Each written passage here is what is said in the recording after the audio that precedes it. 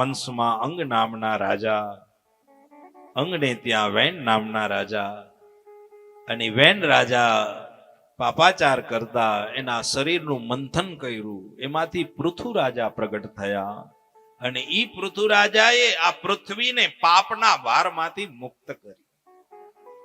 100 વખત અશ્વમેઘ યજ્ઞ કર્યા, અને 100 વખત અશ્વમેઘ યજ્ઞ થયા એટલે પૃથ્વી પાપમાંથી મુક્ત થાય. આનો અર્થ એમ થાય કે આ પૃથ્વી ઉપર જે પાપ થાય છે ને એનો વજન પણ પૃથ્વીને લાગે છે. એટલે યજ્ઞો થાય, સારા કાર્યો થાય, ધર્મ કાર્ય થાય, સત્સંગ થાય, ત્યારે પૃથ્વી પણ શુદ્ધ બને છે. પૃથ્વીમાં પણ નેગેટિવ પોઝિટિવ વાઇબ્સ હોય છે. અમુક જગ્યામાં તમે જાઓ તો તમને આનંદ આવે, અમુક જગ્યામાં જાઓ તો તમને એમ થાય જલ્દી નીકળી જાય. આ શું છે? ધરતીમાં તો એક જ હોય, પણ છતાં પણ આટલો ફર્ક કેમ? આનો અર્થ એમ થાય કે અમુક જગ્યાના વાઇબ્સ આપણને અસર કરતા હોય.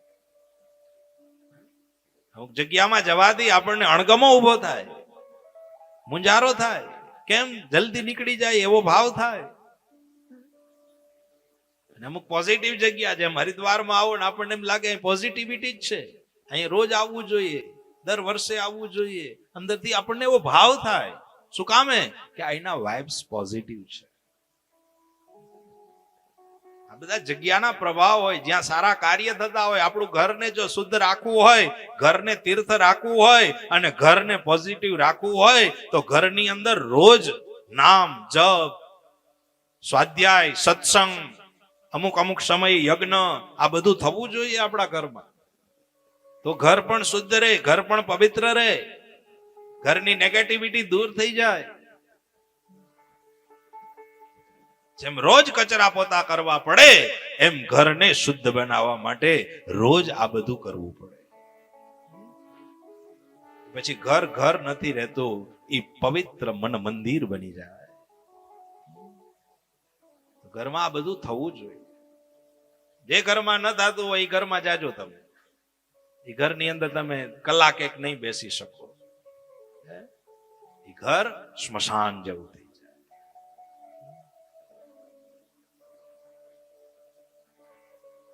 એની અસર થતી હોય, જેવું બોલાતું હોય ને એની અસર વાતાવરણમાં થતી હોય. તમે જે શબ્દો બોલતા હોય, જે મંત્રો બોલતા હોય, અથવા તો સારા વાક્યનો પ્રયોગ કરતા હોય, તો આ બધા જ વાક્યોની અસર આ બ્રહ્માંડમાં, જે ઘરમાં, જે વાતાવરણમાં તમે રહેતા હોય એમાં એની અસર થતી. અને એમાં આપણે રહેતા હોય એટલે એ બધી અસર આપણા મન ઉપર થાય, આપણા મન, બુદ્ધિ, વિચાર ઉપર થાય. પછી જે પ્રકારના વાઇબ્સ મૂક્યા હોય એ અસર આપણામાં આવે. ખાસ કરીને ઘરની અંદર આ બધું થવું જ જોઈએ. ઘણા લોકો પૂછતા હોય કે રોજ દીવો શું કામ ઘરમાં કરવો જોઈએ? લાઈટો તો હવે ફર્સ્ટ ક્લાસ ભગવાને આપી છે, તો છતાંય દીવો શું કામ કરવાનો? ઘરની અંદર ઘીનો દીવો કરવાથી વિજ્ઞાન એમ કહે છે પોઝિટિવ ઉર્જા પ્રગટ થાય છે. દીવો જ્યોત સ્વરૂપ છે.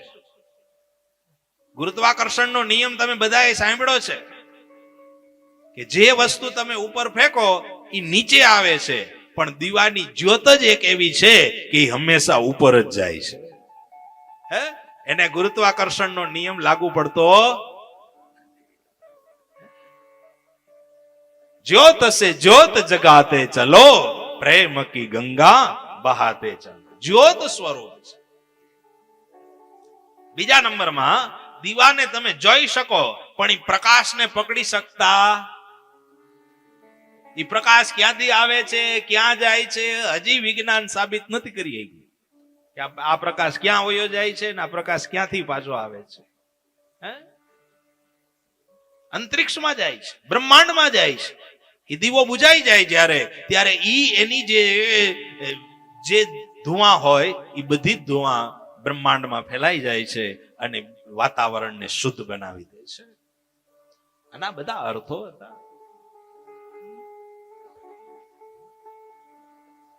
પહેલાના જમાનામાં આપણે ઉમરા ઉપર ગોખલા રાખતા જોયા હોય તો તમે મોટી ઉંમરદાન પૂછજો. ઉમરા ઉપર આમ ગોખ હોય અને ગોખમાં દીવા મૂકતા. એ ઉંબરા ઉપર જ 2 દીવા મૂકી દઈએ એટલે આખો દિવસ એની ઉર્જા સતત ઘરની અંદર આવતી, પોઝિટિવ ઉર્જા. ભલે ઈ ઘર તેથી કાચા હતા પણ ઈ ઘરની અંદર રહેવાનો આનંદ આવતો તો એનું કારણ ઈ હતું કે એમાં પોઝિટિવ ઉર્જા છે, એટલે આનંદ આવતો હતો. આજે આપણે એસી બંગલા છે પણ છતાંય આનંદ નથી આવતો, એનું કારણ ઈ છે કે આપણી ઉર્જા ખતમ થઈ ગઈ છે.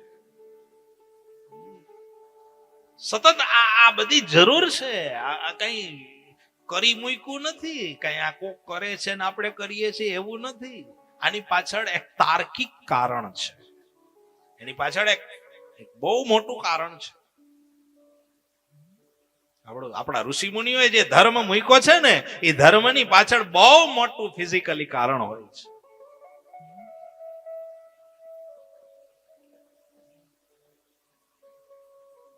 પ્રકાશ હોવો જોઈએ, જ્યોત હોવી જોઈએ. જ્યોતના અજવાળે આપણે હરિને આરાધીએ છીએ.